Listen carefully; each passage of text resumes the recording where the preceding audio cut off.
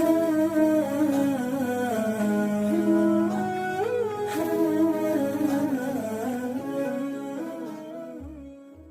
اللہ الرحمن الرحیم۔ ساتھیوں، یہ کیسا اتفاق ہے کہ ایک گھر سے ایک ہی وقت میں ایک ہی دن میں ماں اور بیٹے کا جنازہ ساتھ ساتھ اٹھا۔ یہ حادثہ، یہ واقعہ دیوبند میں ہوا ہے، جہاں دارالعلوم وقف دیوبند کے دربان محمد تنظیم کے بیٹے محمد کاشف کا تقریباً 40 سال کی عمر میں میرٹھ کے ایک ہسپتال میں انتقال ہو گیا۔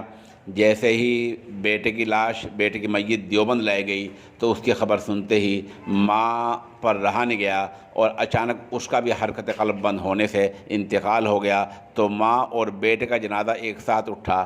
ایسے گھر کا جو غم ہوا ہوگا گھر میں، اس کا اندازہ لگایا جا سکتا ہے۔ اس حادثہ فاجعہ پر دارالعلوم وقف دیوبند کے محتمم اعلیٰ مولانا محمد سفیان قاسمی، نائب محتمم مولانا محمد شکیب قاسمی اور دارالعلوم وقف کے نشر و اشاعت کے ناظم مولانا عبداللہ ابن القمر نے غم کا اظہار کیا ہے، رنج کا اظہار کیا ہے۔ انا للہ و انا الیہ راجعون۔